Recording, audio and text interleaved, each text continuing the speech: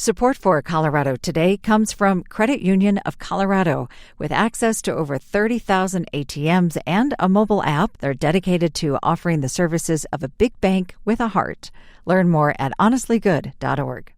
Support for Colorado Today comes from Safeway. This fall, gear up for get-togethers and game days with Safeway's Game Time 4x event. Earn 4x reward points on essentials, from chicken wings to chips and dips. Safeway has everything you need to cheer on your local team at Safeway.com or in the app. If you've passed through the town of Nederland, you've surely seen the town's main business hub. Most of it was destroyed by a fire yesterday. Residents of the small town say they're in shock and devastated after the loss of at least 15 businesses in the Caribou Shopping Center, including a music store, restaurant, yoga studio, art galleries, and a doctor's office. Fortunately, no one was hurt. The cause of the fire is not yet known. I'm Bazi Kanani.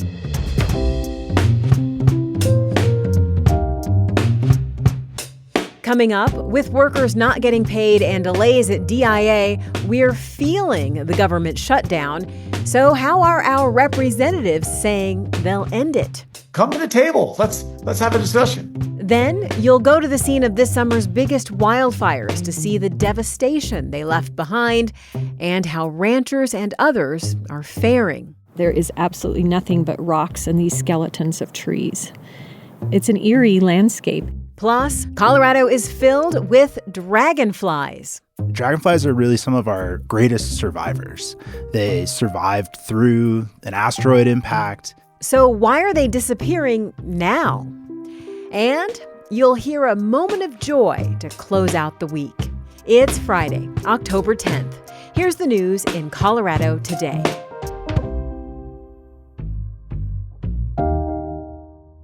We're now in the second week of the federal government shutdown. Let's assess what our representatives from Colorado are saying and how they think this could end. CPR's Caitlin Kim joins us from Washington. Caitlin, are you getting any idea of an ending on the horizon? Absolutely no idea, Bazi. Both sides are really digging in, mainly because they think the public is on their side. You listened this week as most of the Democrats in Colorado's delegation talked about the effects of the shutdown and how they want to see it end. What did they say? Look, Democrats talked about the different impacts, like federal workers not getting paid and flight delays out of Denver. At Denver International Airport, our existing TSA staffing shortages have become even worse. That's Democratic Representative Diana DeGette. She's been in contact with the TSA Agents Union. What I understand is they're now working mandatory 6 days a week, 10 hours a day. That cannot continue, and to have safe aviation. But she and the others argue Republicans can fix that by negotiations with Democrats to reopen the government. Republican Jeff Hurd also told us this week that he's concerned about airport delays at DIA, as well as how it affects people he represents on the Western Slope. But he and other Republicans argue Senate Democrats can fix it by voting for the stopgap House-passed budget bill. But another pain point is coming up, and that's missed paychecks. Next week, the military will miss their first paycheck since the shutdown began. Caitlin, let's talk about why the government is still closed. You just mentioned Republican Jeff Hurd. Here's what he told our colleague Ryan Warner this week.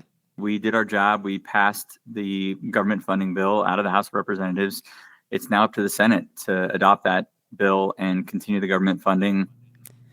But Democrats there are not voting to advance that Republican stopgap budget bill. Democrats' demands center around health care, specifically an extension of a tax credit that helps people who buy their own health insurance on the exchange. And they're voting no until they get some guarantees about lowering health care costs.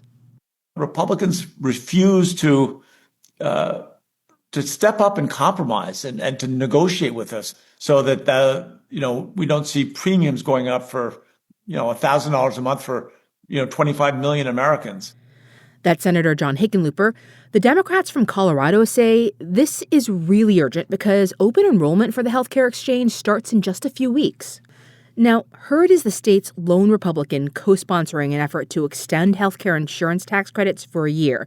It's not the permanent restoration of the credits that Democrats want, but it's an effort to avoid the worst consequences right now for people who buy healthcare. And this is what he told our colleague Ryan Warner. I'm on legislation that would extend those another year. I'd be willing to look at something a little bit further, but we need to be having that discussion in the ordinary context in which the government is open. I don't think it's good policy to condition the funding of the government and keeping the government open on public policy issues like this. In other words, the shutdown has to end first. But I'll point out Republicans are really divided on the issue of the tax credit, so that's going to be a tricky issue for leaders in Congress.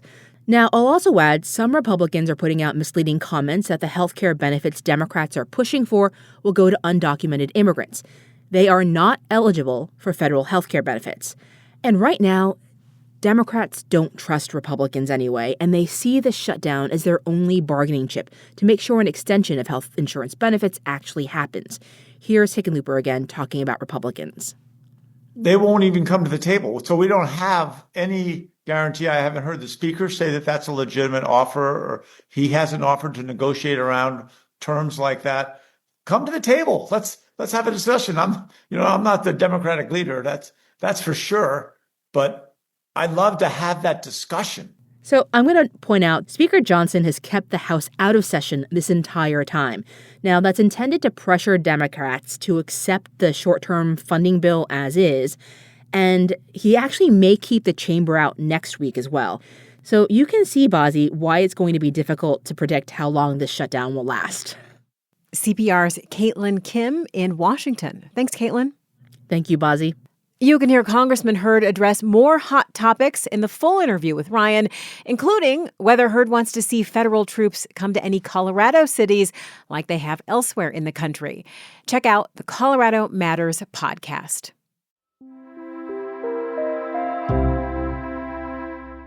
You'll need an all-terrain vehicle to go up the rocky, blackened trails that lead to our next story. These trails climb the Uncompahgre Plateau in western Colorado. At the top, cattle rancher Janie Van Winkle recalls this terrifying sight. We were seeing 70 to 100-foot flames coming up over that ridge. The recovery from this year's major wildfires on the western slope will last years for farmers and ranchers like Van Winkle. And now, Colorado is asking the Trump administration for a major disaster declaration. With more on that recovery, Arlo spoke with CPR's Dan Boyce. Dan, when you met Van Winkle, you saw destruction firsthand. What did it look like? It looks like you're on the moon, Arlo, in parts of it. And picture, this is rough country already. Parts of the plateau are above 9,000 feet. It took us hours to get up there, first by pickup and then in this side-by-side ATV. And from this view, many spots are just post-apocalyptic. Ash, blackened mountainsides, that's what you're seeing. And it's one area where the Turner Gulch fire just exploded back in July. At one point, Van Winkle saw the fire engulf this ridge in front of her, literally sees flames consuming trees in moments. There is absolutely nothing but rocks and these skeletons of trees. It's an eerie landscape. I want to understand how important this land is for Van Winkle. She's a cattle rancher, right? Yeah, this is grazing land her family has leased for decades from the U.S. Forest Service. They have 39,000 acres there. And for 45 days this summer, their only goal in life was keeping their herd safe. And fortunately, they did. Van Winkle says they were able to haul out their, get this, 1,500 cows and calves by truck. Wow. So we would go with 3 trucks at a time. And we're talking miles and miles of narrow, twisting roads. It, without a doubt, is the hardest thing we've ever done. And the hardest part is we're not done. More than half of their grazing land burned. And how many people are living that reality? It's hard to tell, at least right now. Reese Melton, he works for Rio Blanco County. A lot of these landowners, they just got out of the thick of it. So far, he says about a couple dozen ranchers have reached out to his office to ask for aid. But right, so many are still trying to work out how much damage they actually have before trying to find out what resources are available. Because later this summer, the area, it also got monsoon rains. And on one hand, that helped drench the flames, contain the fire. But then that also just led to widespread flash flooding. Wow, 5 fires and then flooding. How much damage are we talking here? So we can speak for Rio Blanco County. It had the heaviest burn from both the Lee and Elk fires. Those were two of the biggest fires this summer. Based on initial estimates, the state says there's more than $27 million in damage that goes way beyond ranchers and farmers. The biggest chunk by far of that damage costs, more than, say, $20 million of that $27 million, is local power infrastructure, and particularly stuff that's critical for nearby oil and gas operators. That's a big part of what prompted Governor Polis to ask the Trump administration for this major disaster declaration. Well, that declaration, what exactly does it do? Is it just symbolic? No, if approved, it would open the door to funding from FEMA to help with recovery. It's worth mentioning, too, FEMA also did cover 75% of the state's costs to put the fires out initially. So this would really add up in federal funding. Look, there's lots of damage in western Colorado that's not even included in that disaster declaration request and not in Rio Blanco County. During his interview with CPR News, Representative Jeff Hurd mentioned that the government shutdown is making it harder for people seeking support. I'm hearing about folks from Northwest Colorado who are impacted by the Lee and Elk wildfires and the inability to get response from the Farm Service Administration, from others in the federal government about how to mitigate some of the disaster. Dan, what are the types of things that they're trying to rebuild? Arlo, something that really struck me from this reporting is burned fencing is often the biggest wildfire cost for ranchers. A mile of barbed wire fence these days often costs as much as $20,000 per mile. Wow. The Van Winkles lost about 7 miles of fence. Remember, a lot of ranchers are facing these kinds of issues, but many are having to do so on their own private property, not on Forest Service lands. So they're scrambling to find other potential sources for aid right now, and that all can just be very complicated. Definitely sounds like it. CPR's Dan Boyce, thank you so much. You're welcome, Arlo.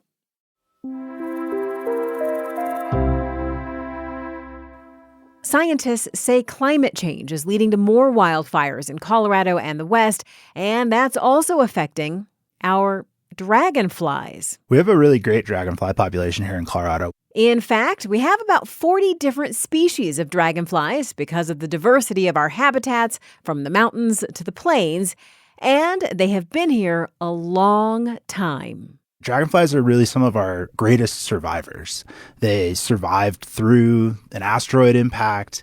They've been here longer than flowers have been here, some of them. Michael Moore is an evolutionary biologist at the University of Colorado, Denver.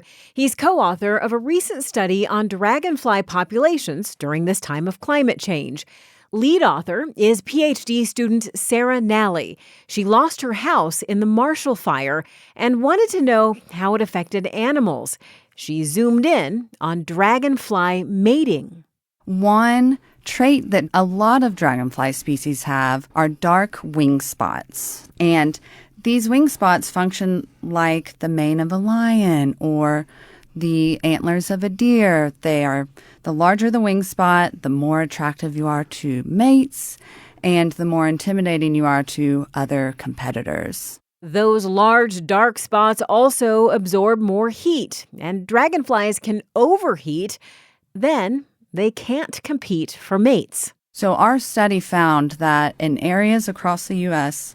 that have experienced the greatest amount of climatic warming and have experienced the largest area burned by wildfire, these dragonflies that have wing spots are going locally extinct. Even though they've survived some 65 million years, what's happening on Earth now may become too much. What's different about what's happening to the environment now is that it's changing very quickly, and it's changing at a rate that it doesn't seem like the dragonflies can keep up with. In areas where dragonflies are lost, so is a link in the food chain. If the species that eat dragonflies, like birds and fish, don't have prey, then they're going to go hungry. And dragonflies eat mosquitoes. So if nothing's eating the mosquitoes, we're going to see mosquito populations increase. So these little effects, like one dragonfly species going extinct, has ripple effects throughout the entire ecosystem. Nally and Moore say people concerned about dragonflies can take action to protect them. Dragonflies have life cycles like frogs, and so they start out in the water. And so thinking about the ways that we can make sure that we have healthy ponds and streams is going to be an important piece of that. The study by Sarah Nally and Michael Moore of CU Denver was published last month in the journal Nature Climate Change. You have to go out on a high note on a Friday, so here's a moment of joy with a different species. The Denver Zoo debuted 4 new lion cubs yesterday. The cubs were born in August. It's so cute. That's 11-year-old Isabella, who was at the grand debut with her cousin Scarlett, who is 7. I just saw one trip and it was so cute. Honestly, just seeing how small they are. And being a kid seems to transcend species. Isabella and Scarlett saw their younger siblings reflected in the cubs. I see my younger sister. She is wild, just like me. I'm wild too. I don't know why. If you have a wild side and you'd like to see the cubs, they're expected to be outside daily from 9:30 a.m. to 11:30 a.m., weather permitting. Reporting for today's show also came from Denverites Kevin Beatty and CPR's Andrea Dukakis and Tom Hess. I'm Bazi Kanani. This is CPR News.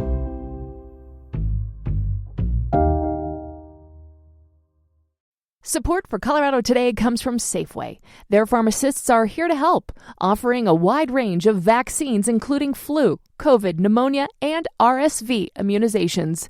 Visit your local Safeway or schedule online at safeway.com/pharmacy. Support for Colorado Today comes from Credit Union of Colorado. With access to over 30,000 ATMs and a mobile app, they're dedicated to offering the services of a big bank with a heart. Learn more at honestlygood.org.